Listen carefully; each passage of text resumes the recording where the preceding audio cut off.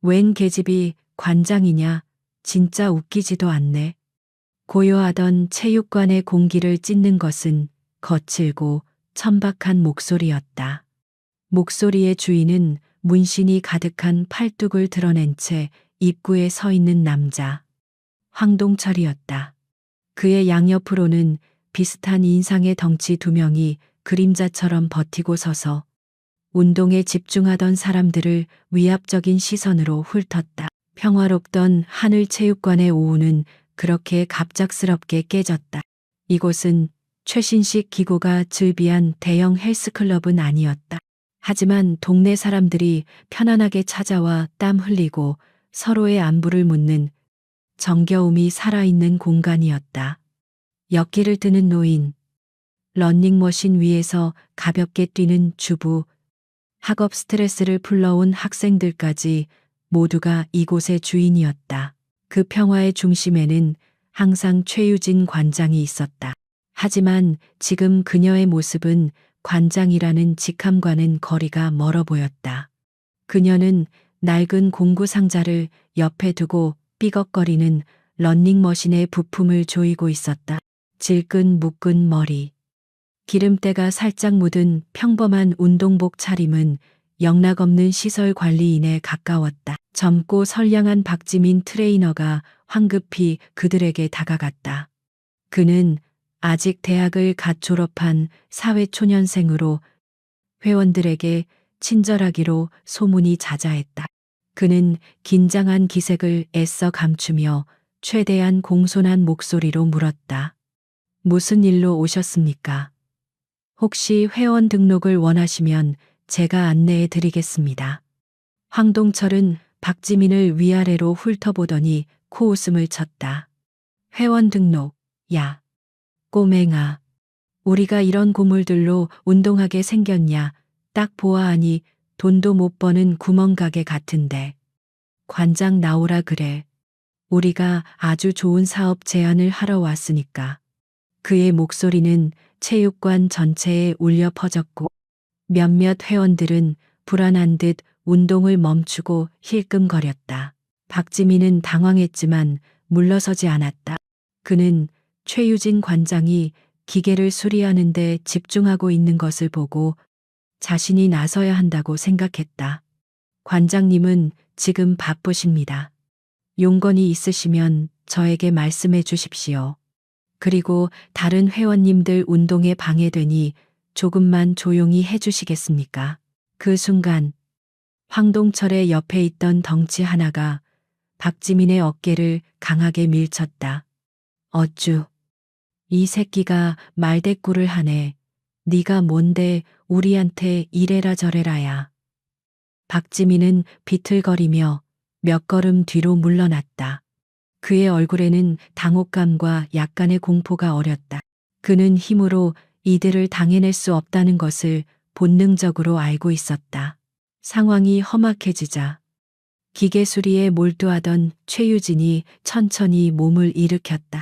그녀는 손에 든 스패너를 공구 상자에 내려놓고 손에 묻은 기름을 수건에 닦으며 그들에게 다가왔다.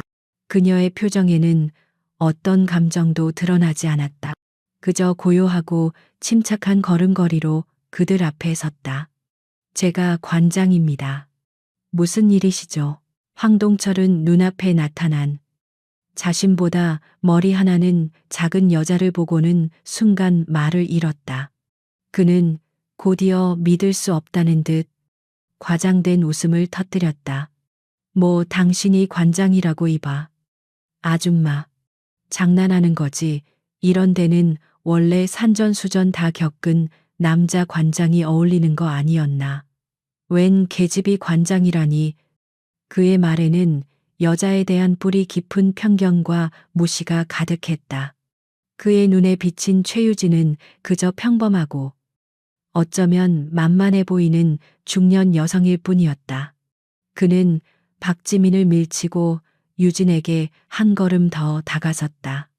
우리는 이 구역을 관리하는 동철 개발 사람들이다. 당신네 체육관이 우리 구역에서 안전하게 장사하려면 보호비를 좀 내야겠다 이거야. 최유진은 그의 말을 끝까지 들었다. 그녀의 눈은 흔들림 없이 황동철의 오만한 얼굴을 마주보고 있었다. 체육관 안에 모든 소음이 멎었다. 회원들은 숨을 죽인 채 일촉즉발의 상황을 지켜보고 있었다. 쇠냄새와 땀 냄새가 섞인 공기 속에 이제 막 타오르기 시작한 위험한 긴장감이 팽팽하게 감돌았다. 박지민은 침을 꿀꺽 삼켰다. 그는 최유진 관장이 이 위기를 어떻게 헤쳐나갈지 상상조차 할 수 없었다. 그녀는 언제나 조용하고 묵묵히 자기 일을 하는 사람이었다. 회원들 사이의 분쟁을 해결할 때도 늘 차분한 대화로 풀어나갔다. 저런 무식한 폭력배들을 상대로 그녀가 할 수 있는 일은 없어 보였다. 경찰에 신고하는 것이 최선일 터였다. 하지만 유진은 휴대폰을 꺼내 들지 않았다. 대신 그녀는 아주 조용하고 차분한 목소리로 입을 열었다. 그 목소리는 작았지만 이상하게도 체육관 전체를 장악하는 힘이 있었다. 보호비란요. 저희는 법에 따라 세금을 내고 정당하게 사업을 하고 있습니다. 당신들이 보호해 줄 것은 아무것도 없습니다. 영업에 방해되니 이만 돌아가 주시죠. 그것은 거절의 의사를 담은 정중한 요청이었지만 황동철의 귀에는 어리석은 저항으로 들릴 뿐이었다. 그의 얼굴이 분노로 일그러졌다. 그는 최유진의 멱살이라도 잡을 것처럼 손을 뻗으려다. 주변의 시선을 의식하고는 잠시 멈칫했다. 대신 그는 더욱 비열한 방법을 선택했다. 그는 체육관을 둘러보며 가장 비싸 보이는 러닝머신으로 다가갔다. 그리고는 발로 계기판을 강하게 걷어찼다. 쾅 하는 소리와 함께 플라스틱 파편이 바닥으로 튀었다. 회원들 사이에서 낮은 비명이 터져 나왔다.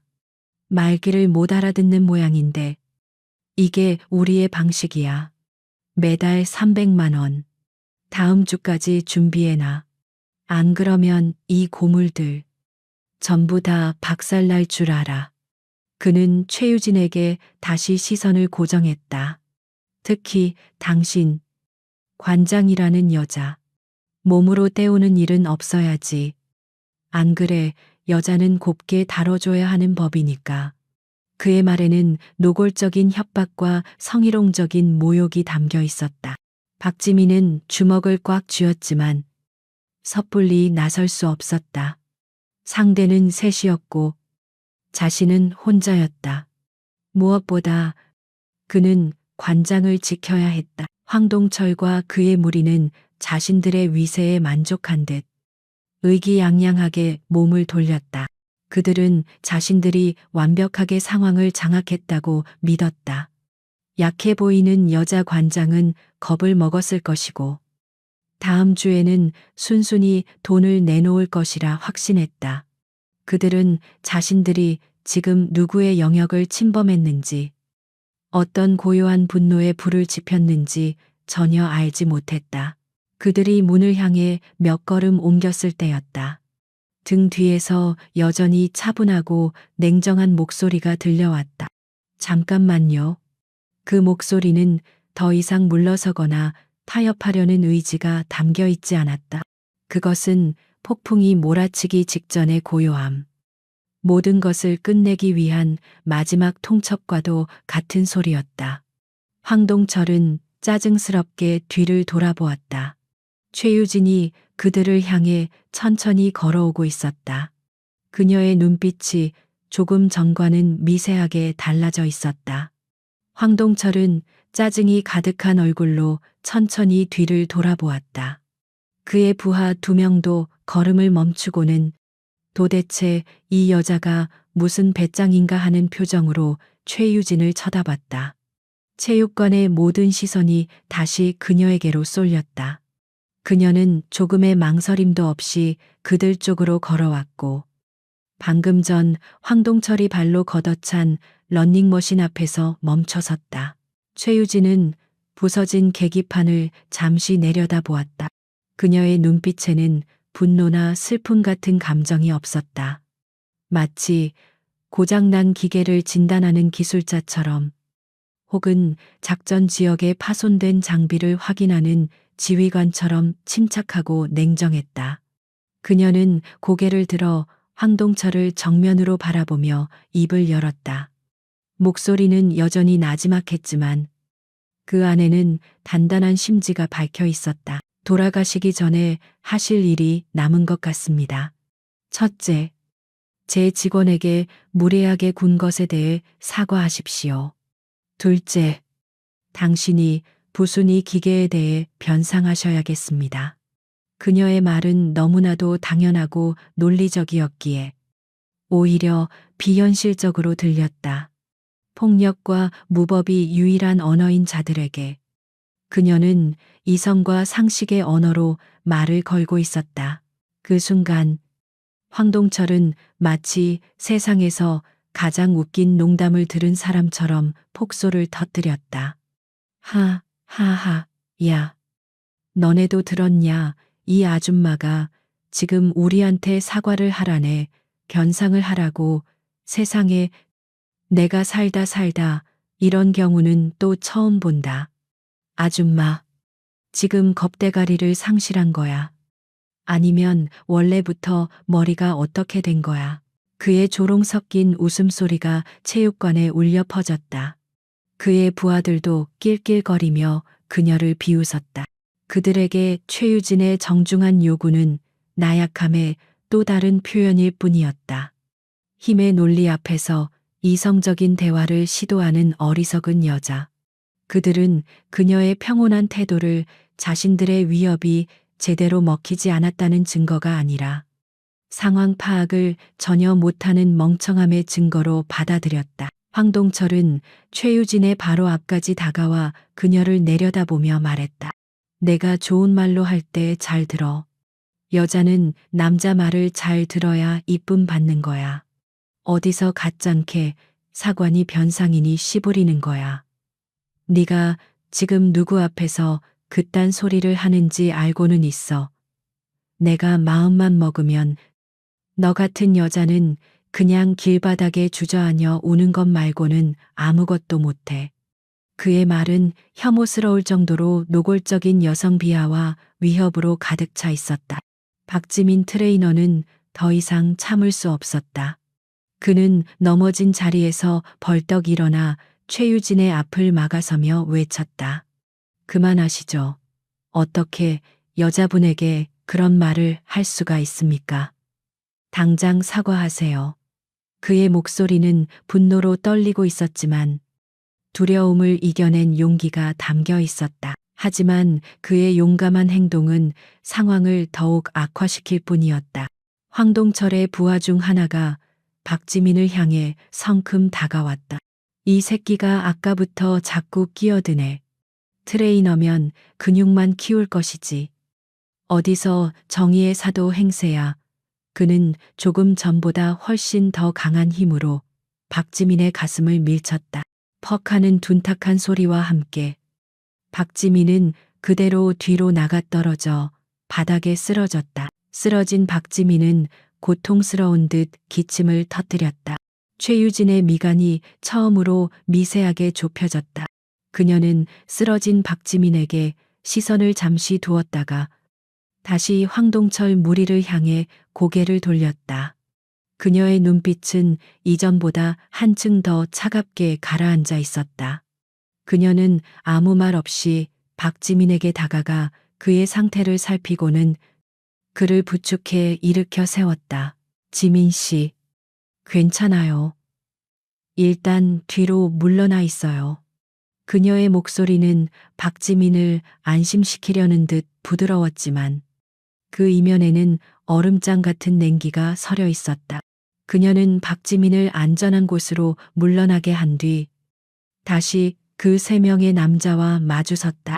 이제 그녀와 그들 사이에는 아무런 장애물도 없었다. 대치 상황은 극에 달했다. 황동철은 최유진의 이런 태도가 자신에 대한 정면 도전이라고 받아들였다. 자신의 힘과 위협 앞에서 조금도 굴하지 않는 저 여자의 눈빛이 그의 심기를 건드렸다. 그는 본보기로 저 여자를 완전히 꺾어 놓아야겠다고 마음먹었다. 그래야만 자신의 권위가 서고 앞으로 이 구역에서 아무도 자신에게 감히 대들지 못할 것이었다. 끝까지 좋게 해결할 기회를 걷어차는구나.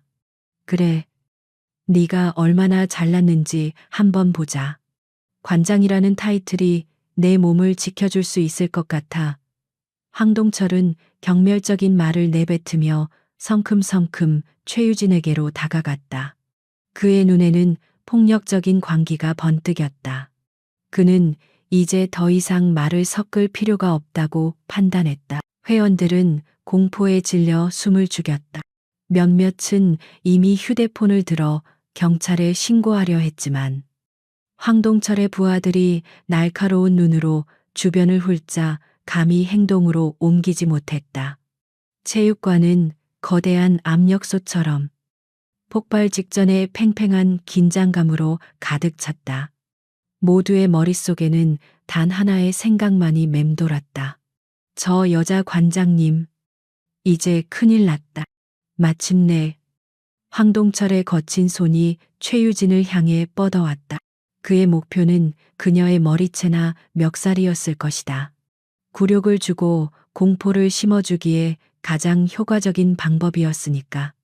그의 손이 그녀의 어깨에 닿으려는 바로 그 순간이었다. 내년에 그 잘난 낯짝을 오늘 박살 내주마. 그는 그렇게 외치며 최유진의 어깨를 강하게 움켜쥐었다. 그것은 결정적인 실수였다. 황동철은 자신이 지금 무엇을 건드렸는지 전혀 알지 못했다. 그것은 단순한 여자의 어깨가 아니었다. 수십 킬로그램의 군장을 메고 수백 킬로미터를 행군했던 어깨였고, 적진의 총알이 빗발치는 속에서 전우를 부축했던 어깨였으며, 대한민국 최정예 특수부대 707 특임대대의 지휘관으로서 별과 계급의 무게를 견뎌냈던 바로 그 어깨였다. 최유진을 향한 물리적인 도발. 그것은 억눌려 있던 야수의 잠금장치를 풀어버린 것과 같았다. 황동철의 소나기가 그녀의 옷깃을 움켜쥐는 순간 체육관의 시간은 마치 느리게 흐르는 것처럼 보였다. 최유진의 눈빛이 변했다. 평범한 동네 체육관 관장의 온화함은 사라지고 그 자리에는 수많은 사선을 넘어온 자만이 가질 수 있는 극도로 차갑고 날카로운 섬광이 번뜩였다. 분위기가 순식간에 역전되었다. 황동철의 소나기가 최유진의 어깨를 움켜쥐는 바로 그 찰나. 체육관의 모든 것이 변했다. 공기 중에 산소 분자가 갑자기 얼어붙기라도 한 듯 숨 막히는 정적이 흘렀다. 방금 전까지 울려 퍼지던 조롱과 위협, 회원들의 불안한 숨소리마저 완벽하게 침묵 속으로 가라앉았다. 시간의 흐름이 뒤틀린 것 같은 기묘한 감각이었다. 그 변화의 진원지는 바로 최유진이었다. 그녀의 몸에서 뿜어져 나오는 기운이 질적으로 달라졌다. 평범한 동네 체육관 관장의 모습은 신기루처럼 사라졌다. 그 자리에는 수많은 실전과 훈련으로 단련된 날카롭게 벼려진 인간병기 그 자체의 모습이 드러나기 시작했다. 눈빛, 자세, 심지어는 호흡 하나까지 모든 것이 바뀌었다. 황동철은 본능적으로 무언가 잘못되었음을 느꼈다. 그의 손에 잡힌 그녀의 어깨는 여성의 것이라고는 믿을 수 없을 만큼 단단했다. 단순한 근육의 견고함이 아니었다. 마치 강철로 만든 구조물을 잡은 것처럼 조금의 흔들림도 허용하지 않는 절대적인 안정감이 느껴졌다. 그는 당황해서 손에 더 힘을 주려 했지만 그럴 수 없었다. 모든 것은 눈 깜짝할 사이에 일어났다. 최유진의 몸이 아주 미세하게 움직였다. 그녀는 황동철의 손목을 뿌리치거나 밀어내지 않았다. 오히려 그녀의 왼손이 부드럽게 마치 춤을 추는 것처럼 그의 손목 위로 올라왔다.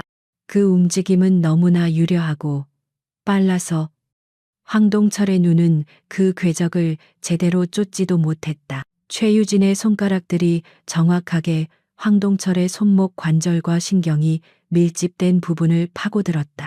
엄지손가락은 손목 안쪽의 혈관을, 나머지 손가락들은 손등의 뼈와 인대를 완벽하게 장악했다.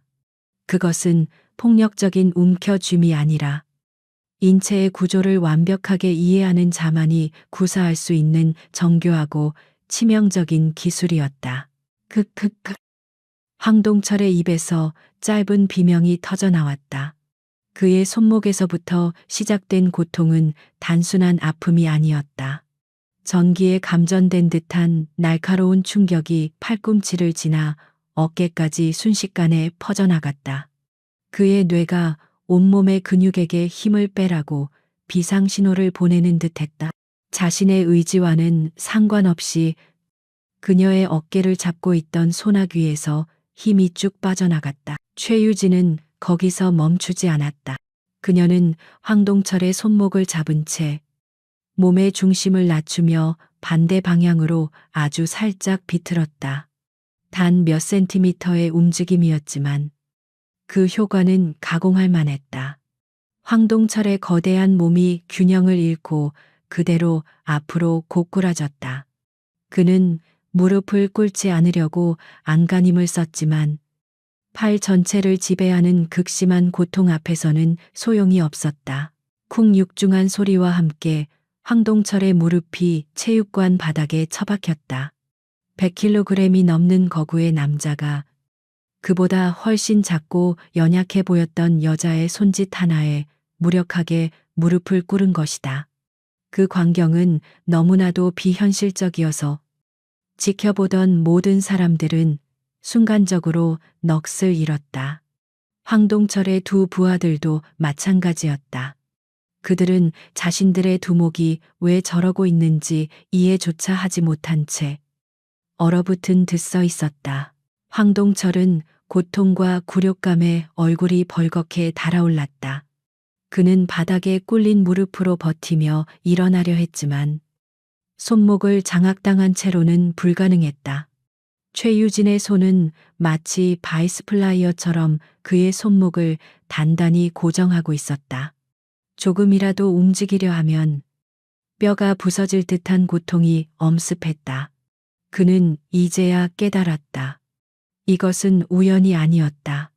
자신이 완전히 잘못 건드렸다는 것을. 최유진은 무릎 꿇은 황동철을 차갑게 내려다보았다. 그녀의 눈에는 더 이상 온기라고는 찾아볼 수 없었다. 그 눈은 적을 신문하는 취조관의 눈이었고 목표물을 조준하는 저격수의 눈이었으며 부대를 지휘하는 지휘관의 눈이었다. 그녀는 입을 열었다. 목소리는 크지 않았지만 체육관의 정막을 깨고 모든 이의 뇌리에 칼날처럼 밝혔다. 707 특임대 중령 최유진. 그녀는 자신의 이름과 직책을 말했을 뿐이었다. 하지만 그 단어들이 가진 무게는 천근만근과도 같았다. 707 특임대. 대한민국 군대를 조금이라도 아는 사람이라면 그 이름이 무엇을 의미하는지 모를 리 없었다. 국가가 동원할 수 있는 최정예 특수부대. 검은 베레모라 불리는 인간의 한계를 넘어선 괴물들의 집단. 그리고 중령이라는 계급. 그것은 수백 명의 그런 괴물들을 지휘하는 야전 지휘관의 직책이었다. 그녀의 말이 끝나자 체육관 안의 공기는 이전보다 더욱 무겁게 가라앉았다. 황동철의 눈이 경악으로 커졌다. 치발링치. 중령 말도 안 돼. 이 여자가 그는 믿을 수가 없었다. 눈앞에 평범해 보이는 이 여자가 자신이 감히 상상조차 할 수 없는 존재라는 사실을 그의 뇌가 받아들이기를 거부했다. 하지만 손목에서 느껴지는 인간의 힘이라고는 믿기 힘든 압력과 고통이 그것이 현실임을 증명하고 있었다. 그녀는 말을 이었다. 목소리에는 일말의 감정도 실려 있지 않았다. 내 어깨에서 손 떼는 게 좋을 거다. 그 말은 이미 일어난 과거의 사실에 대한 경고였다. 그러나 그 안에는 앞으로 일어날 일에 대한 무서운 예고가 담겨 있었다. 네가 지금이라도 모든 것을 멈춘다면 여기서 끝내겠지만 그렇지 않는다면 각오해야 할 것이라는 마지막 통첩이었다. 박지민 트레이너는 입을 벌린 채 굳어 있었다. 그는 최 관장의 입에서 나온 707 특임대 중령이라는 말을 듣고 온몸에 소름이 돋았다. 언제나 조용히 굳은 일을 도맡아 하던 그녀. 낡은 운동기구를 손수 고치고 회원들의 작은 불평까지도 미소로 받아주던 그녀의 모습 뒤에 그런 무시무시한 정체가 숨겨져 있을 줄은 꿈에도 몰랐다. 그는 공포와 함께 설명할 수 없는 거대한 경외감을 느꼈다. 다른 회원들도 마찬가지였다. 그들은 자신들이 매일 보던 친절한 관장님이 사실은 나라를 지키는 최정예 군인이었다는 사실에 충격을 받았다. 그들의 눈에 비친 최유진의 뒷모습은 더 이상 평범한 여성이 아니었다. 그것은 마치 거대한 산처럼 어떤 위협 앞에서도 결코 흔들리지 않을 것 같은 든든하고 위압적인 모습이었다. 모든 것이 명확해졌다. 그녀의 침착함, 위기 상황에서도 흔들리지 않던 눈빛, 그리고 무례한 폭력배들을 대하던 정중하지만 단호했던 태도, 그 모든 것이 그녀의 정체를 암시하는 조각들이었다. 그들은 그 조각들을 보고도 눈앞의 퍼즐을 완성하지 못했던 것이다. 그녀는 자신의 힘을 숨기고 있었던 게 아니었다. 그저 평범한 일상 속에서는 그 힘을 드러낼 필요가 없었을 뿐이었다.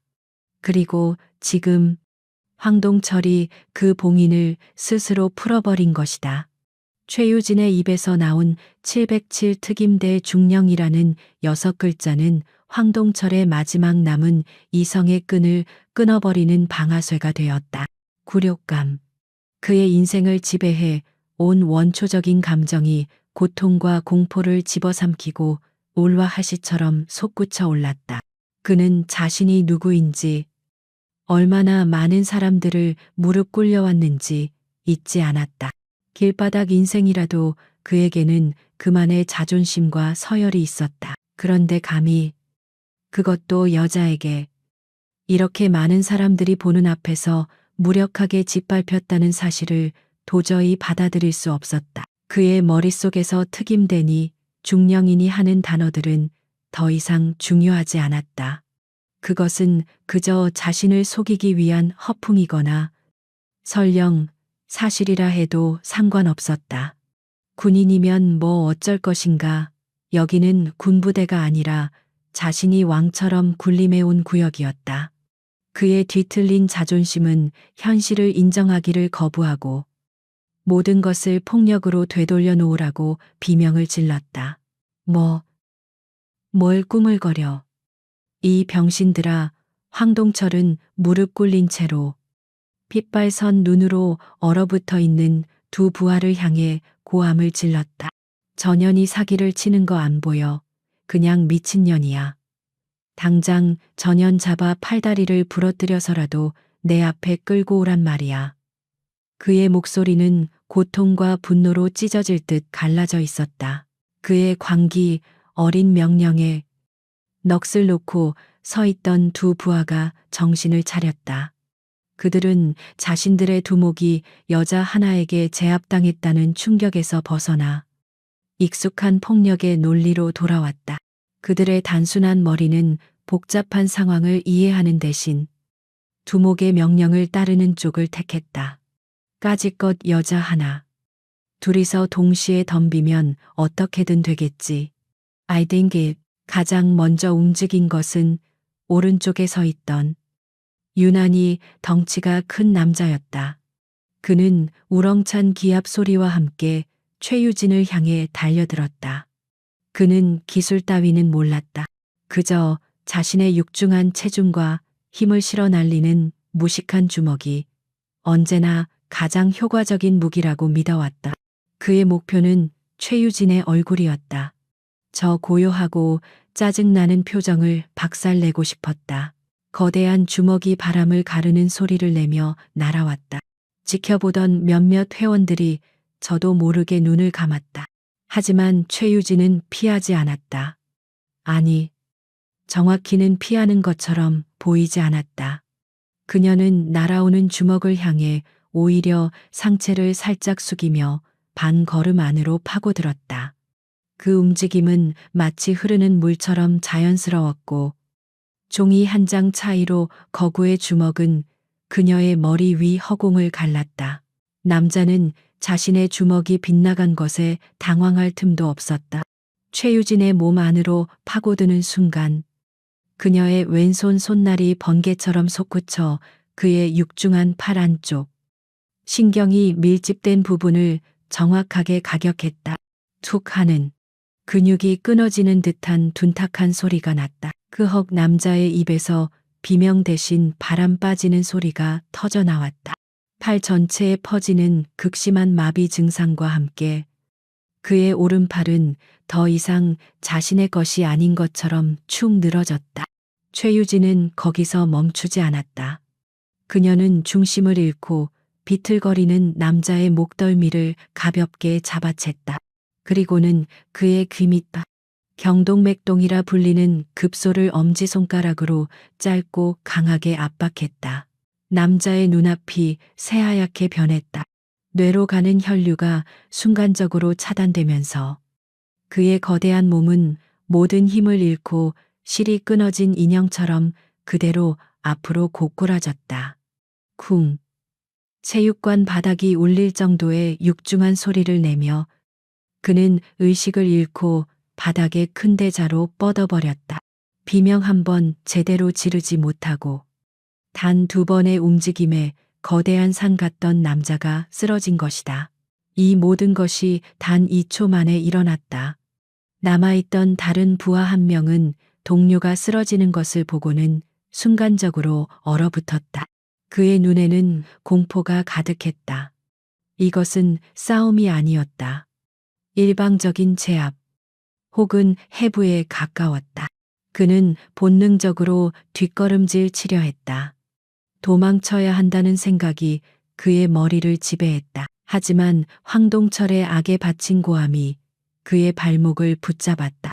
뭐해, 이 새끼야. 뒤에서 덮쳐 두목의 명령을 거역했을 때 돌아올 후환이 눈앞의 여자에 대한 공포를 간신히 눌렀다. 그는 이성을 잃고 짐승처럼 울부짖으며 최유진의 등 뒤를 향해 달려들었다. 어떻게든 붙잡아서 넘어뜨리기만 하면 승산이 있을 것이라 생각했다. 최유진은 등 뒤에서 달려드는 그의 기척을 이미 느끼고 있었다. 그녀는 돌아보지도 않았다. 남자가 그녀를 거의 다 붙잡았다고 생각한 순간 최유진은 몸을 살짝 틀며 왼발을 축으로 몸을 회전시켰다. 그녀의 움직임은 마치 한 마리의 우아한 학이 춤을 추는 것 같았다. 달려들던 남자는 목표물이 사라지자 허공에 팔을 휘저었고 자신의 가속도를 이기지 못하고 그녀의 옆을 스쳐 지나갔다. 바로 그 순간 최유진의 오른팔이 채찍처럼 휘어지며 남자의 스쳐 지나가는 팔을 낚아챘다. 그녀는 남자의 팔꿈치 관절을 자신의 어깨에 걸치고 몸을 낮추며 그의 팔을 지렛대처럼 꺾어버렸다. 유도나 주짓수에서 볼 수 있는 전형적인 관절 기술이었지만 그녀의 손에서 펼쳐지는 기술은 차원이 달랐다. 으드득 체육관 전체에 사람의 뼈가 어긋나는 끔찍한 소리가 선명하게 울려 퍼졌다. 으아아아악 남자의 입에서 처절한 비명이 터져 나왔다. 그의 팔꿈치 관절이 완전히 탈구되어 기괴한 각도로 꺾여 있었다.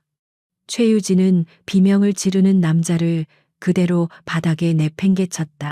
그는 탈구된 팔을 부여잡고 대굴대굴 구르며 고통에 몸부림쳤다. 이제 남은 것은 황동철뿐이었다.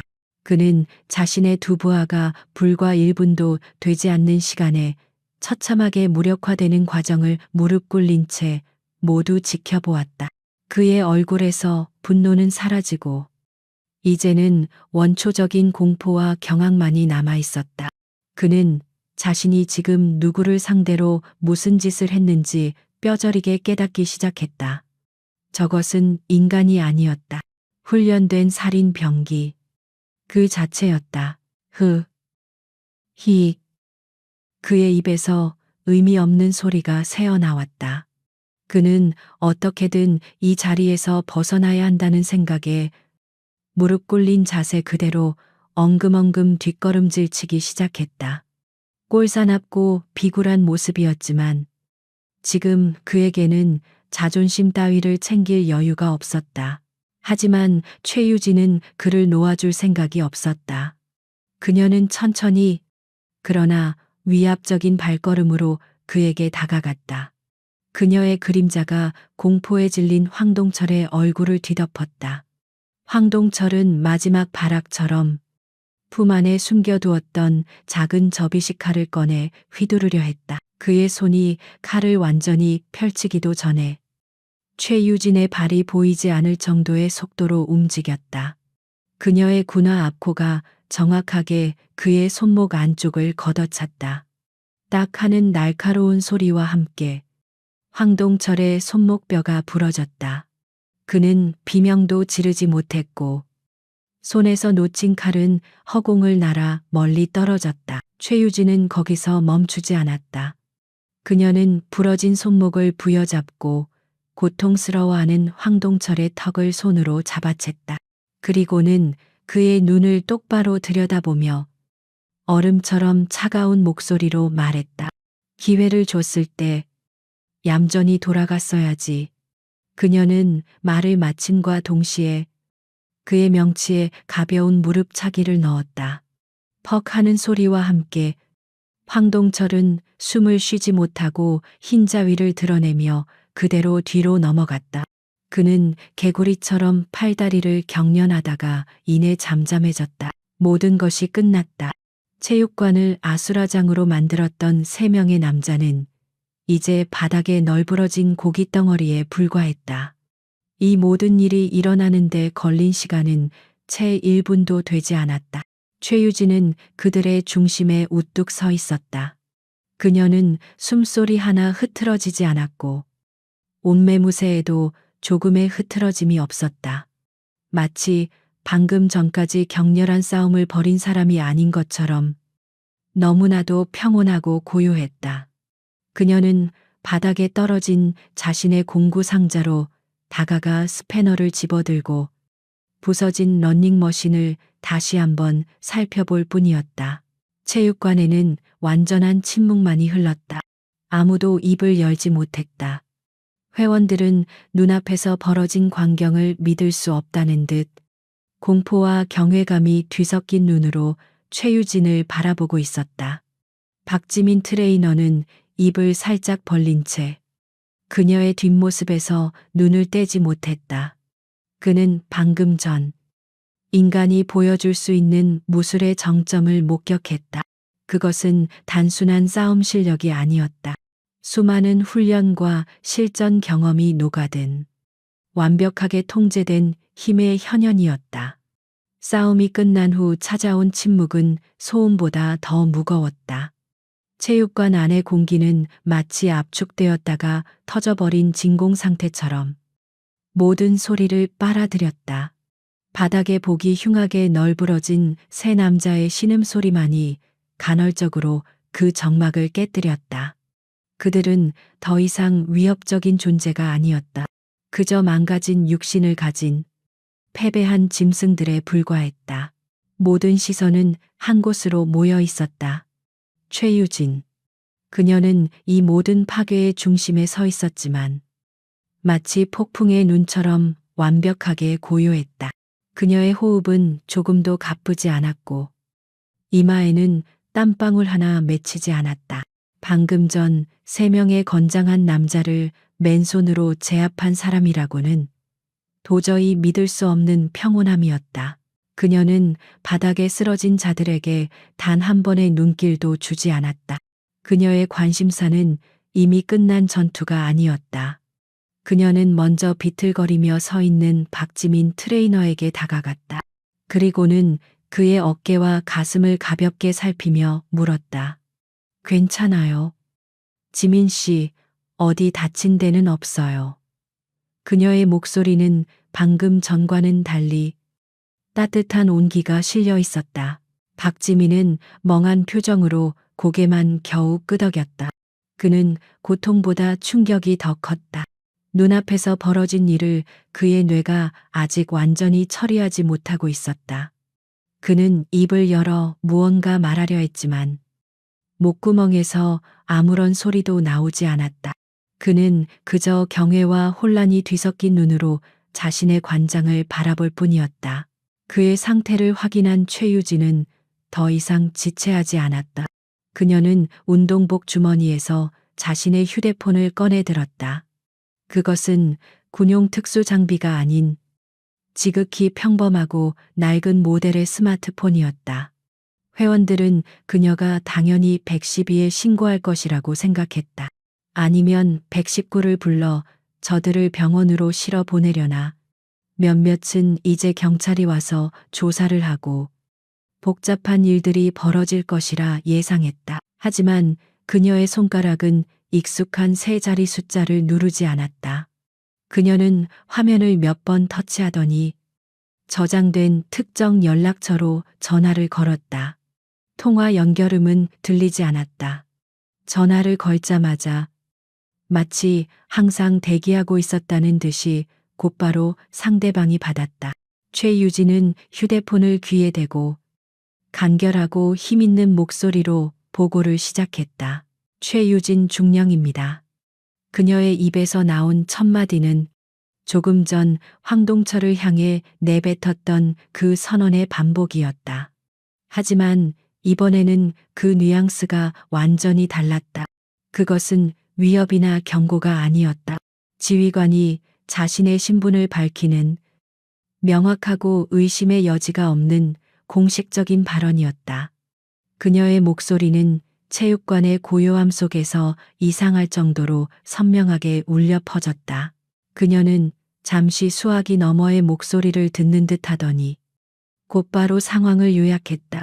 코드명 3분, 현재 위치, 서초구 하늘체육관, 민간인 폭력배 3명과의 물리적 충돌 발생, 전원 제압 완료, 부상자 있으나 생명에 지장 없음, 상황 종료를 위해 헌병대 지원 요청합니다. 그녀의 말은 군더더기 하나 없이 완벽하게 정제된 보고였다. 코드명 3분, 제압 완료, 헌병대 지원 요청. 일반인들은 평생 들어볼 일 없는 단어들이 그녀의 입에서 자연스럽게 흘러나왔다. 특히 헌병대라는 단어는 그 자리에 있던 사람들 중 군대를 다녀온 남자들의 등골을 서늘하게 만들었다. 이것은 단순한 폭행 사건이 아니었다. 민간 경찰이 처리할 수준의 일이 아니라는 의미였다. 현역. 그것도 특수부대 중령을 상대로 폭력을 행사한 이 사건은 이제 군법의 영역으로 넘어간 것이다. 황동철과 그의 무리들은 자신들이 저지른 짓의 대가가 얼마나 끔찍한 것인지 아직 의식이 없는 채로 증명하게 될 터였다. 수화기 너머에서 무언가 짧은 대답이 들려온 듯했다. 최유진은 알겠습니다. 대기하겠다. 라는 짧은 말과 함께 통화를 종료했다. 통화 시간은 채 30초도 되지 않았다. 그녀는 휴대폰을 다시 주머니에 넣고는 마치 아무 일도 없었다는 듯이 회원들을 향해 돌아섰다. 그녀의 표정은 다시 평소의 온화한 관장님의 모습으로 돌아와 있었다. 놀라게 해드려 죄송합니다. 운동 계속하세요. 곧 군 관계자들이 와서 이 상황을 정리할 겁니다. 여러분께는 아무런 피해도 가지 않을 것이니 걱정하지 마십시오. 그녀의 말은 사람들을 안심시키기에 충분했다. 아니, 그 이상의 무언가가 있었다. 그것은 절대적인 권위와 신뢰를 바탕으로 한 지휘관의 명령과도 같은 안정감을 주었다. 아무도 선뜻 운동을 다시 시작하지는 못했다. 그들은 여전히 충격에서 벗어나지 못한 채 최유진과 바닥에 쓰러진 남자들을 번갈아 쳐다볼 뿐이었다. 그들의 머릿속은 온통 물음표로 가득했다. 어쩌다 우리 동네 체육관 관장님이 707 특임대 중령이었을까? 그녀는 왜 여기서 체육관을 운영하고 있는 걸까? 최유진은 더 이상 그들을 신경 쓰지 않았다. 그녀는 아까 황동철이 걷어차 부서뜨린 러닝머신으로 다가갔다. 그리고는 공구 상자를 열고 스패너를 꺼내 들어 묵묵히 수리를 시작했다. 끼익끼 끽.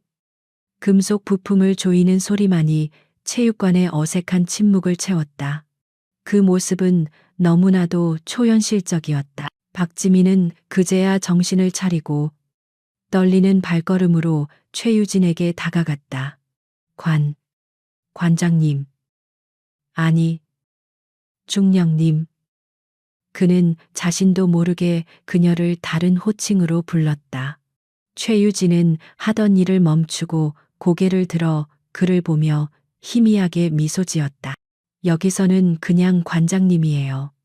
지민 씨. 그리고 아까는 고마웠어요. 용감하게 나서줘서. 그 칭찬에 박지민의 얼굴이 붉어졌다.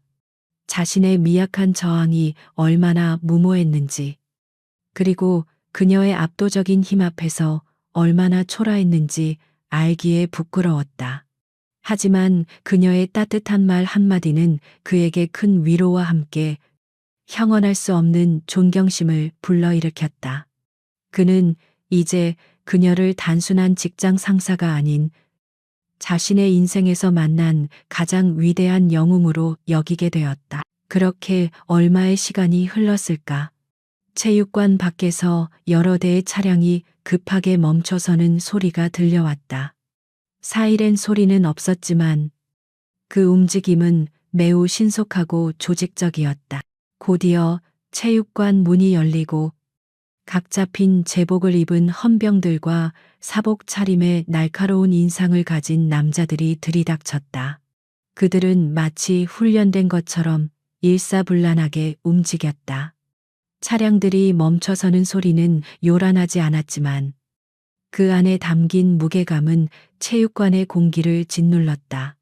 문이 열리고 들어선 이들은 동네 파출소의 순경들이 아니었다.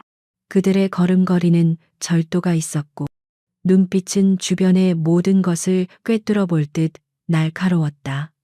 잘 다려진 제복을 입은 헌병 2명과 그들을 지휘하는 듯한 사복 차림의 남자들이었다. 특히 사복을 입은 남자들의 풍채는 평범한 형사와는 격이 달랐다. 그들의 몸에서는 훈련으로 단련된 군인 특유의 기운과 함께 정보를 다루는 자들의 냉철함이 동시에 느껴졌다. 그들은 체육관 안의 어지러운 광경을 빠르게 훑었다. 바닥에 쓰러져 신음하는 남자들, 겁에 질린 채 굳어있는 회원들, 그리고 그 모든 것의 중심에 서 있는 최유진까지. 그들의 시선은 최유진에게서 멈췄다. 무리를 이끌고 온 40대 초반으로 보이는 사복 남자가 한치의 망설임도 없이 최유진을 향해 걸어왔다. 그의 구두굽이 바닥에 부딪히는 소리가 또각 규칙적으로 울렸다. 그는 최유진의 바로 앞에서 걸음을 멈추더니 조금의 흐트러짐도 없는 자세로 허리를 굽혀 경례했다. 군대식 경례는 아니었지만 상관에 대한 절대적인 존중이 담긴 몸짓이었다. 중령님, 국군방첩사령부 김진철 소령입니다. 연락받고 왔습니다. 국군방첩사령부. 그 이름이 김소령의 입에서 나오는 순간 체육관에 있던 몇몇 예비역들의 얼굴이 하얗게 질렸다. 헌병대도 무서운 존재였지만 방첩사는 차원이 다른 곳이었다. 군 내부의 간첩을 색출하고 군 관련 범죄 정보를 수집하는 군 최고의 정보수사기관. 그들이 직접 출동했다는 것은 이 사건이 단순히 군인에 대한 폭행을 넘어 군사 안보와 관련된 문제로 비화되었음을 의미했다. 최유진은 담담하게 고개를 끄덕였다. 상황은 보고한 그대로입니다. 이들이 체육관 운영권을 빌미로 금품을 요구했고 거절하자 기물을 파손하고 폭력을 행사했습니다. 그녀의 설명은 감정이 배제된 채 오직 사실만을 전달했다. 김소령은 고개를 끄덕이며 바닥에 쓰러진 자들을 날카로운 눈으로 훑었다. 그의 시선이 황동철의 얼굴에 닿았을 때 그의 미간이 미세하게 찌푸려졌다. 황동철. 역시 이놈들이었군. 김소령의 입에서 나지막한 목소리가 흘러나왔다. 그는 마치 오래된 골칫거리를 드디어 마주했다는 듯한 표정이었다. 그는 옆에 서 있던 부하에게 지시했다. 이 자들, 신원. 자네도 알지, 최근 우리 쪽에서 주시하고 있던 놈들이다. 부하 직원은 고개를 끄덕이며 대답했다. 네, 그렇습니다. 제3공수여단 주둔지 인근 상가들을 상대로 상습적으로 보호비를 뜯어온 혐의로 내사 중이었습니다. 하지만 직접적인 증거가 부족해서 손을 못 쓰고 있었습니다. 그들의 대화는 충격적인 사실을 드러냈다. 황동철 일당은 단순한 동네 조폭이 아니었다. 그들은 대한민국의 핵심 전력 중 하나인 특수전 사령부 예하 부대 근처에서 군과 관련된 민간인들을 상대로 범죄를 저지르고 있었던 것이다. 김소령은 혀를 차며 말했다. 주요 군사시설 인근에서 저런 짓을 벌이는 것만으로도 보통 문제가 아닌데 감히 현역, 그것도 707의 지휘관을 건드려 이놈들은 오늘로 끝이다. 단순 폭행, 공갈 협박으로 안 끝나. 이건 군에 대한 직접적인 위협 행위이자 국가 안보에 대한 도전으로 간주한다. 당장 전원 연행해. 그의 명령은 얼음처럼 차가웠다. 단순 폭행이 아니라 국가 안보에 대한 도전. 황동철 일당이 저지른 죄의 무게가 기하급수적으로 무거워지는 순간이었다. 지켜보던 회원들은 자신들이 방금 목격한 싸움이 상상 이상의 배경을 가지고 있었음을 깨닫고 입을 다물지 못했다. 헌병들이 일사불란하게 움직였다. 그들은 의식을 잃었거나 고통으로 몸부림치는 조폭들에게 다가가 조금의 동정심도 없이 그들의 몸을 제압하고 수갑을 채웠다. 팔이 탈구된 남자가 고통을 호소했지만 헌병은 군 병원으로 이송될 테니 거기서 치료받아라라는 냉정한 말만 되돌려줄 뿐이었다.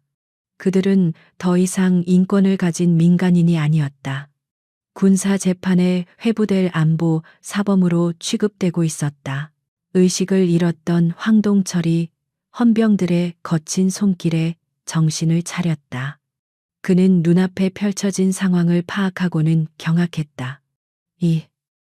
이게 무슨 짓이야? 당신들 뭔데 이래, 우리는 민간인이야. 경찰 불러. 그는 마지막 남은 힘을 다해 발악했지만 그의 저항은 공허한 외침에 불과했다. 김소령이 그에게 다가가 차갑게 말했다.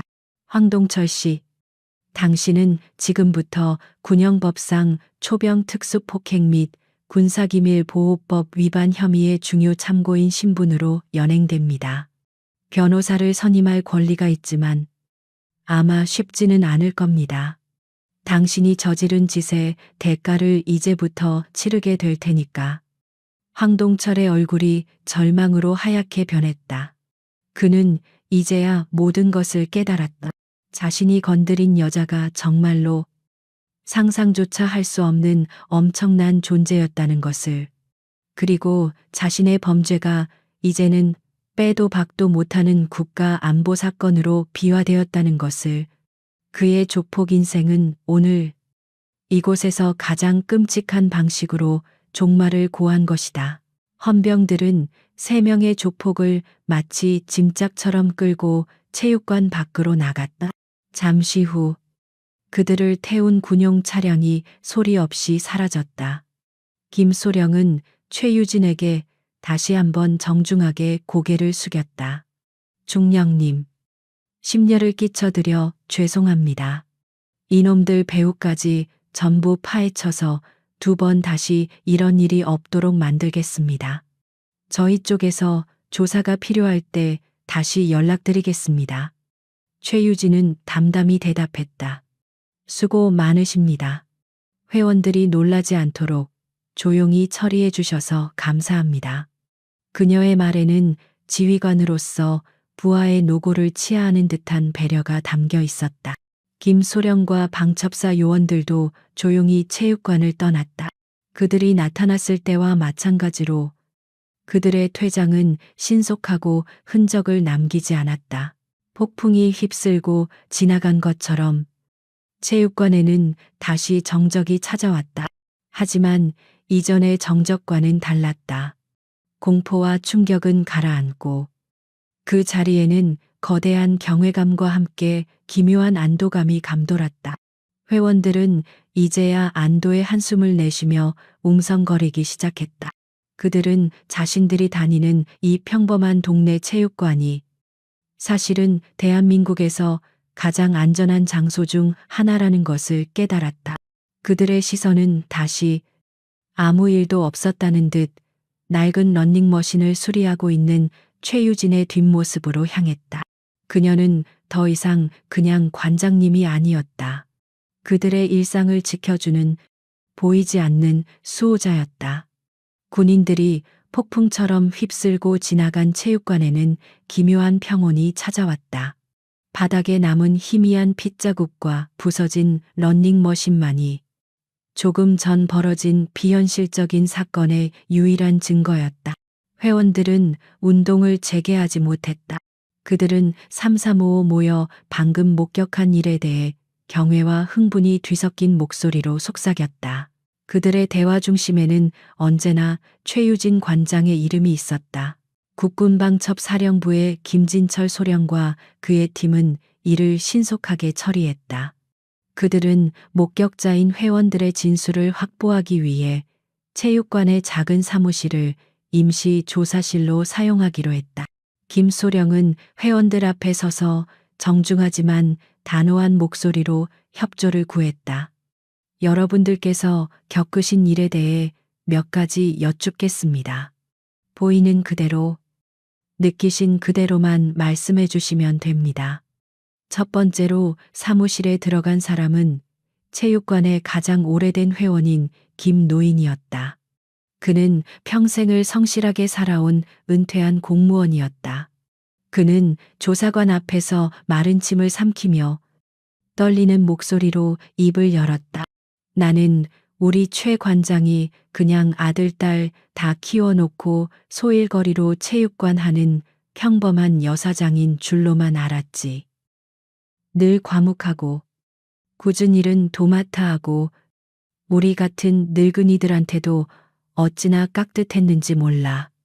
그는 잠시 말을 멈추고 회상에 잠겼다. 그 깡패놈들이 들어와서 행패를 부릴 때 사실 나는 최 관장이 제일 먼저 다칠까봐 걱정했소.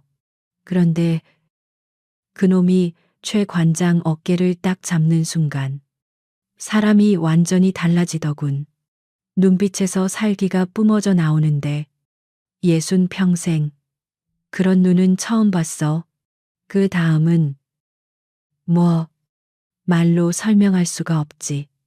눈 몇 번 깜빡이니까 장정셋이 바닥에 나뒹굴고 있더란 말이야. 다음은 아이를 유치원에 보내고 매일 운동하러 오던 동네 주부 이 씨였다. 그녀는 아직도 흥분이 가라앉지 않는다는 듯 상기된 얼굴로 말했다. 솔직히 너무 통쾌했어요. 그 인간들이 웬 계집이 관장이냐면서 무시하는데 피가 거꾸로 솟는 것 같았거든요.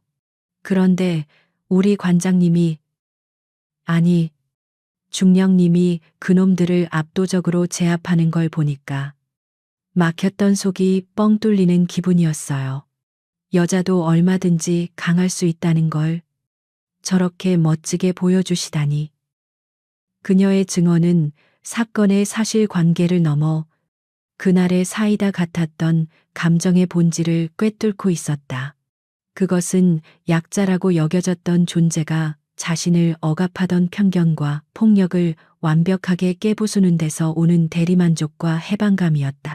그녀는 최유진을 단순한 영웅이 아닌 여성들의 자긍심을 높여준 존재로 여기고 있었다. 마지막으로 사무실에 들어선 사람은 박지민 트레이너였다. 그는 그 누구보다도 사건의 중심에 가까이 있었다. 김소령은 그의 얼굴에 남은 긴장감과 경외감을 읽어내고는 부드러운 목소리로 질문을 시작했다. 박지민 씨, 맞으시죠? 처음부터 모든 상황을 지켜보셨다고 들었습니다. 최대한 자세하게 설명해 주시겠습니까? 박지민은 크게 심호흡을 한 번 하고 입을 열었다. 네. 처음 그들이 들어왔을 때 제가 먼저 응대했습니다. 그들은 처음부터 시비를 걸 목적으로 온 것 같았습니다. 제가 정중하게 요청했지만 오히려 저를 밀치고 관장님께 행패를 부리기 시작했습니다. 그는 당시에 무력했던 자신을 떠올리는 듯 잠시 주먹을 꽉 쥐었다. 저는 솔직히 너무 무서웠습니다. 관장님을 지켜드려야 한다고 생각했지만 몸이 말을 듣지 않았습니다. 그런데 관장님은 달랐습니다. 그들은 관장님을 여자라고 무시하고 온갖 모욕적인 말을 퍼부었지만 관장님은 조금도 흔들리지 않으셨습니다.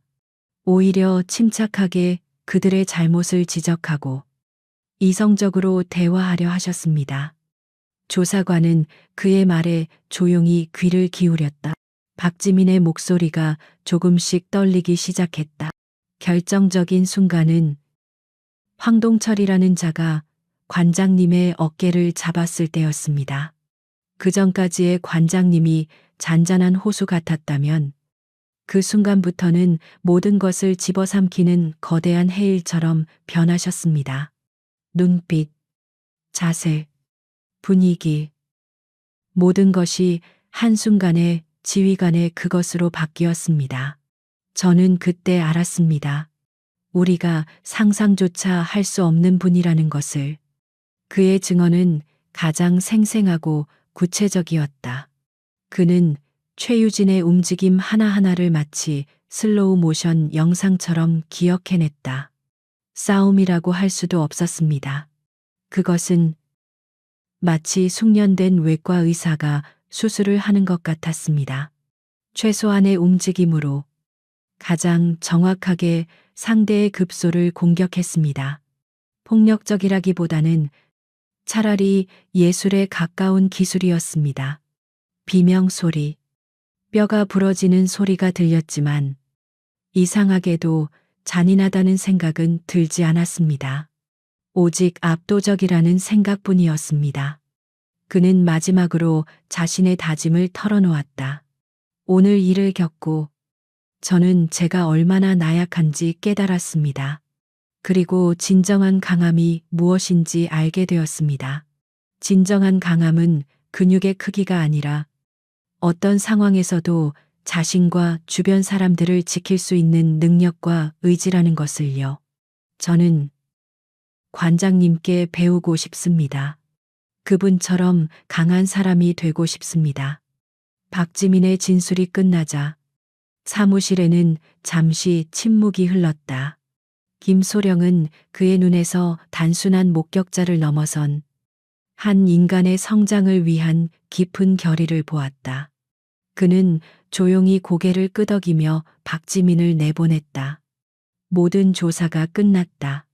조사관들은 자신들이 수집한 진술들이 한결같이 최유진이라는 인물에 대한 경외와 존경으로 가득 차 있다는 사실에 놀랐다. 김소령은 텅 빈 사무실에 남아 사건 파일을 정리했다. 최유진 중령. 그녀는 단순히 뛰어난 군인일 뿐만 아니라 평범한 시민들의 삶 속에 녹아들어 그들의 존경과 신뢰를 한 몸에 받는 진정한 리더였다. 그녀의 전설은 이제 군 내부의 기록을 넘어 이 작은 동네 체육관 사람들의 입을 통해 새롭게 쓰이기 시작할 것이었다. 체육관의 저녁은 그렇게 새로운 영웅의 탄생을 조용히 지켜보고 있었다. 장소는 하늘체육관의 땀과 열기가 가득한 공간이 아니었다. 차가운 금속 책상과 의자, 창문 하나 없이 사방이 막힌 회색 벽, 그리고 천장에서 내리쬐는 서늘한 백색 조명.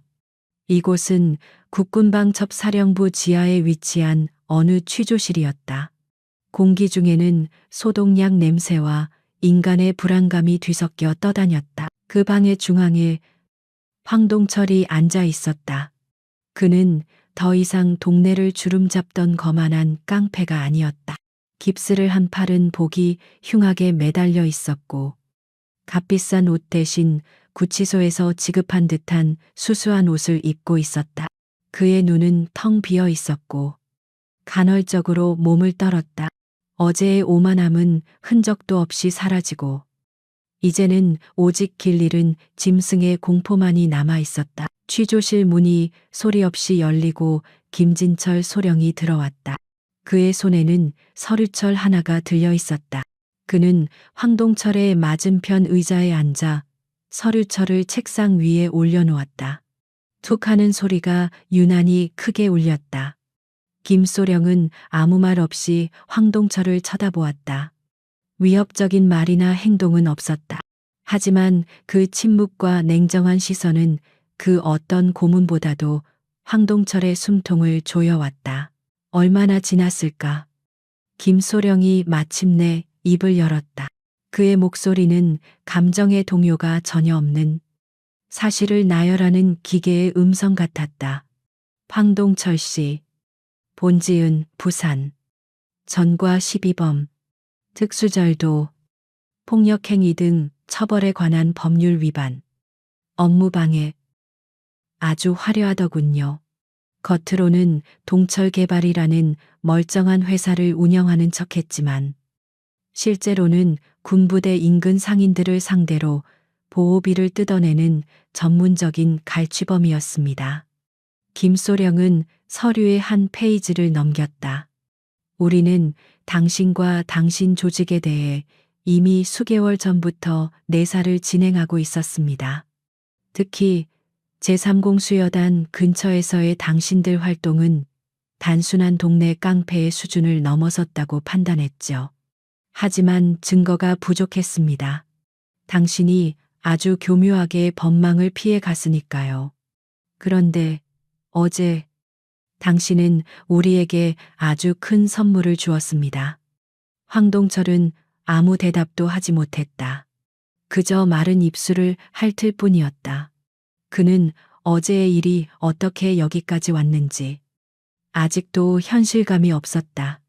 그냥 운이 나빴다고, 하필이면 군인 출신 여자를 건드렸다고 생각하려 했었다. 하지만 김소령의 다음 말은 그의 마지막 남은 자기 위안마저 산산조각 냈다. 당신이 어제 어깨를 잡고 행패를 부린 최유진 관장. 그녀가 누구인지 이제는 제대로 알아야 할 겁니다. 김소령은 몸을 앞으로 살짝 숙이며 황동철의 눈을 똑바로 쳐다보았다. 대한민국 육군 특수전사령부 예하 제707 특수임무단 국가급 대테러 부대이자 적진 깊숙이 침투해 국가 원수를 참하는 임무를 수행하는 우리 군의 가장 날카로운 칼입니다. 최유진 중령은 바로 그 707특임단의 현직 대대장입니다. 황동철의 눈이 경악으로 물들었다. 대대장. 그는 군대 용어는 잘 몰랐지만 그 단어가 가진 무게감은 본능적으로 느낄 수 있었다. 동네 체육관 관장이 아니라 수백 명의 인간 병기들을 직접 지휘하는 현역 지휘관. 그는 자신이 무슨 짓을 저질렀는지 이제야 어렴풋이 깨닫기 시작했다. 김소령은 그의 반응을 예상했다는 듯 말을 이었다. 당신은 어제 단순한 민간인을 폭행한 게 아닙니다. 당신은 국가 1급 기밀인 특수부대 지휘관의 신변을 위협했고 그녀의 얼굴과 신상을 노출시켰으며 공무집행을 방해했습니다. 당신이 그녀의 어깨를 잡은 그 순간부터 당신의 죄목은 단순 폭행이 아니라 군형법상 초병 특수폭행죄에 준하는 국가 안보에 대한 중대한 위협 행위로 격상된 겁니다. 김소령은 자리에서 일어나 방 안을 천천히 걷기 시작했다. 당신 조직이 제3공 수여단 근처에서 벌인 모든 갈취 행위, 이제는 전부 군사기밀보호법과 연계되어 재수사될 겁니다. 혹시라도 당신들이 상인들을 협박하는 과정에서 부대 위치나 훈련 정보 같은 것을 들은 적은 없는지, 혹은 당신들 배후에 군사 정보를 빼내려는 불순 세력이 있는 것은 아닌지, 우리 방첩사는 처음부터 다시 모든 것을 파헤칠 겁니다. 절망. 황동철의 얼굴 위로 짙은 절망의 그림자가 드리워졌다. 그는 이제야 알았다. 자신이 빠진 늪이 얼마나 깊고 어두운지를. 이것은 경찰 조사와는 차원이 다른 문제였다. 변호사 뇌물, 그가 동원할 수 있는 그 어떤 수단도 국가 안보라는 거대한 벽 앞에서는 아무런 소용이 없었다. 그는 거대한 톱니바퀴에 끼어버린 작은 벌레에 불과했다. 당신 덕분에 일이 아주 수월해졌습니다. 황동철 씨, 김소령이 다시 그의 앞에 멈춰서서 말했다. 당신 조직원들은 지금 이 시간부로 전부 체포되고 있습니다. 당신의 사무실과 자금 흐름은 압수수색에 들어갔습니다. 당신이 믿었던 뒤배, 당신에게 정보를 흘려주던 비호 세력들까지 이번 기회에 전부 뿌리 뽑을 생각입니다. 당신은 그 모든 것의 시작점이 되어준 아주 중요한 참고인입니다. 그 말은 사형 선고나 다름없었다. 황동철은 더 이상 버틸 수 없었다. 그의 몸에서 모든 힘이 빠져나가며 의자에서 그대로 바닥으로 스르르 주저앉았다. 그는 어린아이처럼 흐느끼기 시작했다. 잘못했습니다. 제가 잘못했습니다. 그냥 돈 몇 푼 뜯어내려고. 여자인 줄 알고. 제가 정말 죽을 죄를 지었습니다. 살려주십시오. 하지만 그의 애원은 차가운 취조실 공기 속으로 공허하게 흩어졌다. 김소령은 무너져 내린 그를 경멸의 눈빛으로 내려다볼 뿐이었다. 동정이나 연민은 없었다. 법과 원칙, 그리고 국가 안보라는 거대한 명분만이 존재할 뿐이었다. 황동철은 흐느끼며 생각했다. 자신의 인생이 어디서부터 잘못된 것일까? 그는 수많은 사람들을 짓밟고 그들의 공포를 먹고 살아왔다. 그는 힘이 모든 것을 지배한다고 믿었다. 하지만 그는 진짜 힘이 무엇인지 몰랐다. 진짜 힘은 문신이나 덩치, 혹은 고함 소리에서 나오는 것이 아니었다. 그것은 보이지 않는 곳에서 국가라는 거대한 시스템을 움직이는 조용하고 냉철한 의지에서 나오는 것이었다. 그의 깡패 인생은 그가 가장 우습게 여겼던 웬 계집 하나를 잘못 건드린 대가로 너무나도 허무하고 완벽하게 끝장나 버린 것이다. 취조실의 백색 조명 아래 한때 거리를 공포로 몰아넣었던 남자는 그저 자신의 죄의 무게에 짓눌려 흐느끼는 초라한 범죄자에 불과했다. 사건이 있고 며칠이 흘렀다. 하늘체육관에는 언제 그런 일이 있었냐는 듯 다시 평화가 찾아왔다. 삐걱거리던 런닝머신은 말끔하게 수리되었고 바닥에 희미하게 남아있던 흔적들도 깨끗하게 지워졌다. 회원들은 다시 땀을 흘리며 운동에 매진했고 역기와 기구가 부딪히는 경쾌한 소리가 공간을 채웠다. 모든 것이 원래의 모습으로 돌아온 것 같았다. 하지만 자세히 들여다보면 모든 것이 미묘하게 변해 있었다. 체육관을 감도는 공기의 질감이 달라졌다. 이전의 평화가 그저 아무 일 없는 상태였다면 지금의 평화는 외부의 어떤 위협으로부터도 안전하다는 확신에서 오는 견고한 평온이었다. 회원들의 눈빛도 달라졌다.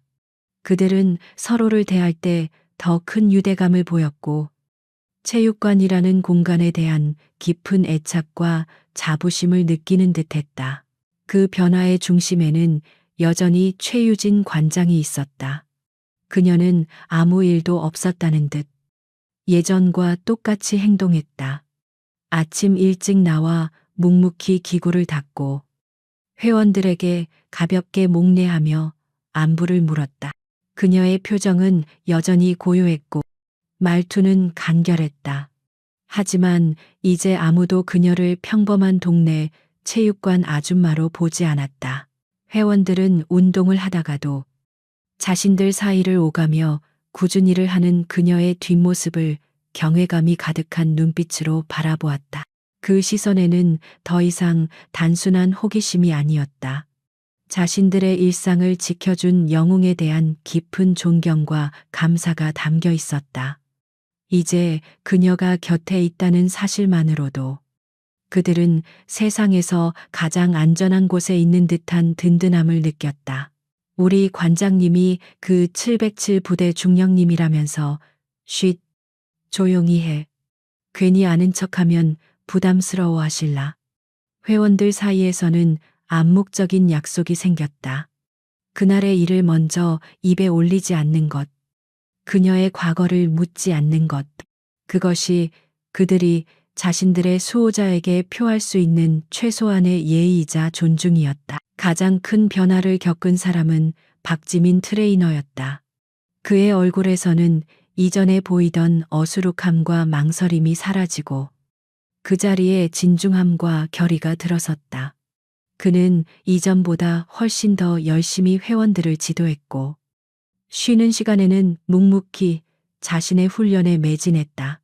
그의 눈빛에는 뚜렷한 목표가 생긴 사람, 특유의 불꽃이 타오르고 있었다.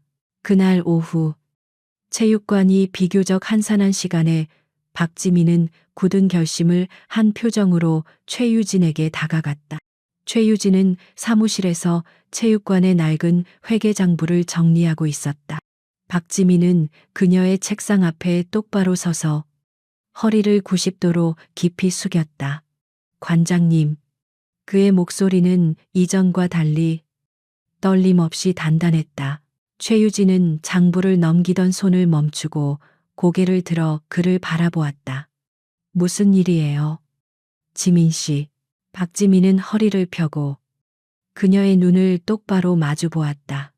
부탁드릴 것이 있습니다. 저를 제자로 받아주십시오. 그의 말은 진심이 꾹꾹 눌러 담겨 있었다. 단순히 운동을 가르쳐 달라는 것이 아닙니다. 관장님께서 가지신 그 강인한 정신과 어떤 상황에서도 흔들리지 않는 마음가짐을 배우고 싶습니다. 저도 제 자신과 제가 소중히 여기는 사람들을 지킬 수 있는 강한 남자가 되고 싶습니다. 그의 고백은 진솔했다. 그는 그날의 사건을 통해 진정한 강함이 무엇인지 깨달았고 그 깨달음은 그의 삶의 방향을 완전히 바꾸어 놓았다. 그는 더 이상 나약한 자신으로 살고 싶지 않았다. 최유진은 잠시 말없이 그를 바라보았다. 그녀의 눈빛은 그의 진심을 꿰뚫어 보는 듯 깊고 고요했다. 그녀는 거창한 말을 하지 않았다. 내일 새벽 5시까지 체육관으로 나와요. 늦지 말고. 그녀의 대답은 간결했지만 그 안에는 제자로 받아들이겠다는 허락의 의미가 담겨 있었다. 박지민의 얼굴에 환한 빛이 감돌았다. 그는 다시 한번 깊이 허리를 숙였다. 감사합니다. 정말 감사합니다. 관장님, 소문은 조용하지만 빠르게 퍼져나갔다. 하늘 체육관에 대한민국 최정예 특수부대 출신 지휘관이 있다는 이야기는 동네 주민들 사이에 신화처럼 번졌다. 그 결과 체육관에는 새로운 변화의 바람이 불기 시작했다. 이전에는 잘 보이지 않던 새로운 회원들이 찾아오기 시작한 것이다.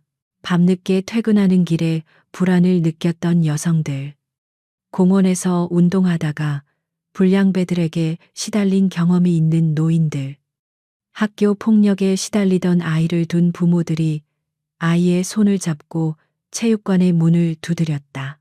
그들은 단순히 살을 빼거나 근육을 키우기 위해 온 것이 아니었다. 그들은 하늘체육관이 제공하는 안전과 신뢰를 찾아온 것이었다. 체육관은 어느새 단순한 운동 공간을 넘어 지역 사회의 약자들이 마음 놓고 기댈 수 있는 든든한 안식처이자 커뮤니티의 중심이 되어가고 있었다. 최유진은 말없이 찾아오는 새로운 이들을 묵묵히 받아들였다. 그녀는 여전히 과묵했지만 그녀의 존재 자체만으로도 사람들에게는 큰 위로와 용기가 되었다. 어느덧 저녁이 되고 회원들이 모두 떠난 체육관에 최유진과 박지민만이 남았다. 그녀는 땀 흘리며 샌드백을 치고 있는 박지민의 자세를 조용히 교정해 주었다. 어깨에 힘 빼고 허리로 쳐야지. 그녀의 지도는 짧고 핵심적이었다. 그 평범한 가르침 속에서 새로운 희망이 조용히 자라나고 있었다. 폭풍우가 지나간 땅이 더욱 단단해지듯 하늘체육관은 상처를 딛고 더욱 강하고 건강한 공동체로 거듭나고 있었다. 몇 주라는 시간이 흐르는 동안 하늘체육관은 동네의 명물이자 사랑방이 되었다. 최유진이라는 이름은 이제 단순한 체육관 관장을 넘어 이 지역에 보이지 않는 수호자와 같은 상징이 되었다. 사람들은 그녀의 과거에 대해 더 이상 캐묻지 않았지만 그녀가 뿜어내는 조용한 카리스마와 든든함에 깊은 신뢰를 보냈다. 체육관은 언제나 활기가 넘쳤고 그곳을 찾는 이들의 얼굴에는 이전에는 볼 수 없었던 자신감과 평온함이 깃들어 있었다. 박지민 트레이너는 괄목할 만한 성장을 이루었다. 그는 매일 새벽 최유진의 지도 아래 혹독한 훈련을 소화했고 그의 몸과 마음은 하루가 다르게 단단해졌다. 그는 더 이상 어수룩한 청년이 아니었다.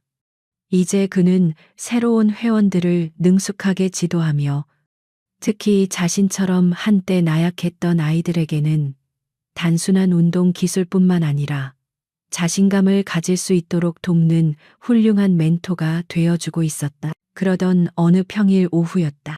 체육관 앞 낡은 빌라와 작은 가게들이 늘어선 골목길의 풍경과는 어울리지 않는 육중한 검은색 세단 한 대가 소리 없이 멈춰섰다. 번호판조차 없는 그 차는 평범한 사람들이 사는 세상의 것이 아닌 듯한 위압감을 풍겼다. 운전석에서 내린 말끔한 정장 차림의 남자가 뒷좌석 문을 열자 희끗희끗한 머리카락과 별 4개가 밝힌 계급장이 언뜻 보이는 군복을 입은 노신사가 모습을 드러냈다. 그는 바로 대한민국 국군 최고 지휘부의 일원이자 과거 최유진의 직속 상관이었던 이태준 대장이었다.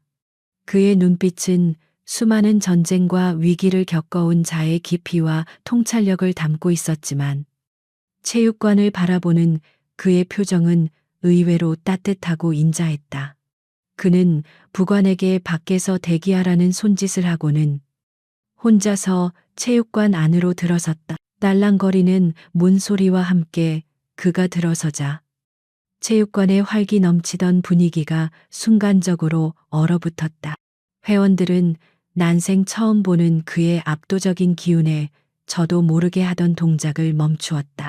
하지만 이 대장은 그들에게는 눈길도 주지 않았다. 그의 시선은 오직 한 사람, 회원들의 자세를 교정해주고 있던 최유진에게 고정되어 있었다. 최유진은 그를 보자 조금 놀란 듯 했지만 이내 담담한 표정으로 그에게 다가갔다. 그녀는 군대식 경례 대신 옛 스승을 만난 제자처럼 가볍게 고개를 숙였다. 장군님, 여기까지 어인 발걸음이십니까? 그녀의 목소리는 평소와 같았지만 그 안에는 깊은 존경심이 배어 있었다. 이 대장은 온화하게 미소 지으며 그녀의 어깨를 가볍게 두드렸다. 최중령. 아니, 여기서는 최관장이라고 불러야겠지. 자네가 만든 왕국이 어떤 곳인지 궁금해서 한번 와봤네. 그의 시선이 체육관 곳곳을 훑었다.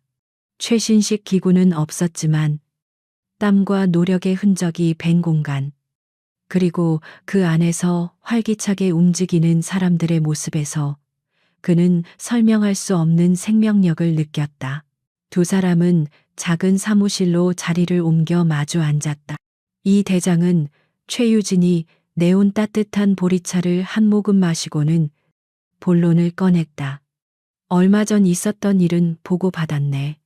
국군방첩사령부에서 아주 깔끔하게 처리했더군. 황동철이라는 자의 조직은 뿌리째 뽑혔고 그 과정에서 그들과 유착 관계에 있던 지역의 부패한 세력들까지 전부 일망타진했다고 들었어. 자네가 아주 큰 일을 한 셈이야. 최유진은 조용히 듣고만 있었다. 이 대장은 찻잔을 내려놓고 진지한 눈빛으로 그녀를 바라보았다. 중령, 솔직히 말해주게. 자네는 정말 이곳 생활에 만족하는가? 자네 같은 인재가 이런 작은 곳에 묻혀 있는 것이 나는 국가적인 손실이라고 생각하네. 자네의 능력, 경험, 그리고 리더십은 전장에서 국가가 가장 필요로 하는 곳에서 쓰여야 해. 지금이라도 늦지 않았네. 내가 복귀를 주선하지. 그것은 그녀의 능력을 아끼는 노장의 진심 어린 제안이었다. 하지만 최유진은 희미하게 미소 지으며 고개를 저었다. 그녀는 사무실의 작은 창문을 통해 밖에서 열심히 운동하는 회원들을 바라보았다. 그녀의 시선은 이제 제법 능숙하게 아이들에게 호신술을 가르치는 박지민에게, 소심했던 성격을 극복하고 당당하게 무거운 역기를 들어 올리는 젊은 여성에게, 그리고 함께 운동하며 건강한 웃음을 되찾은 노인들에게 머물렀다. 장군님. 그녀가 조용히 입을 열었다. 국가를 위해 복무하는 길이 반드시 총을 들고 적과 싸우는 것만은 아니라고 생각합니다. 보이지 않는 곳에서 우리의 적들과 싸우는 것도 중요하지만 바로 이곳에서 우리 국민들의 평범한 일상을 지키고 약한 사람들이 스스로 강해질 수 있도록 돕는 것 또한 군인으로서 제가 할 수 있는 또 다른 방식의 복무라고 믿습니다. 그녀는 다시 이 대장을 바라보았다. 그녀의 눈빛은 그 어느 때보다도 확신에 차 있었다. 이곳이 저의 새로운 전장이고 저 사람들이 제가 지켜야 할 국민들입니다. 저는 이곳에서 저만의 임무를 수행하고 있는 것입니다. 그리고 저는 지금 그 어느 때보다도 행복하고 만족스럽습니다. 그녀의 대답에 이 대장은 한동안 아무 말도 하지 못했다. 그는 그저 깊은 눈으로 자신의 가장 아끼던 부하였던 그녀를 바라볼 뿐이었다. 그녀의 얼굴에서 그는 더 이상 전장의 지휘관이 아닌 사람들을 품는 진정한 리더의 모습을 보았다. 그는 마침내 조용히 고개를 끄덕였다. 그녀의 선택을 존중하고 또 자랑스러워하는 눈빛이었다. 이 대장은 자리에서 일어났다. 알겠네. 중령. 자네의 뜻이 그렇다면 더 이상 권하지 않겠네. 자네는 어디에 있든 언제나 대한민국 최고의 군인이야. 그는 떠나기 전 마지막으로 한마디를 덧붙였다. 그것은 약속이자 국가가 그녀에게 보내는 보이지 않는 지원이었다. 앞으로 2번 다시 그 누구도 자네와 이곳의 평화를 방해하는 일은 없을 걸세. 내가 보증하지. 이 대장을 태운 검은 세단이 소리 없이 사라졌다. 최유진은 그가 떠난 길을 잠시 바라보다가 다시 체육관으로 돌아왔다. 그녀는 바닥에 떨어진 작은 나사를 발견하고는 익숙하게 공구함을 가져와 조이기 시작했다. 그녀의 얼굴에 희미하고 만족스러운 미소가 떠올랐다. 그녀는 여전히 과묵한 체육관 관장이었고 이 작은 평화의 세계를 지키는 보이지 않는 수호자였다. 나레이션. 오늘의 이야기는 여기까지입니다. 겉모습만 보고 함부로 사람을 판단해서는 안 된다는 것. 우리 모두가 아는 사실이지만 쉽게 잊곤 하죠. 최유진 중령이 오만한 폭력배들을 단숨에 제압했을 때 여러분의 속은 어떠셨나요? 꽉 막혔던 가슴이 뻥 뚫리는 듯한 시원함을 느끼셨나요? 오늘 이야기가 마음에 드셨다면 좋아요와 구독 버튼을 꼭 눌러주세요.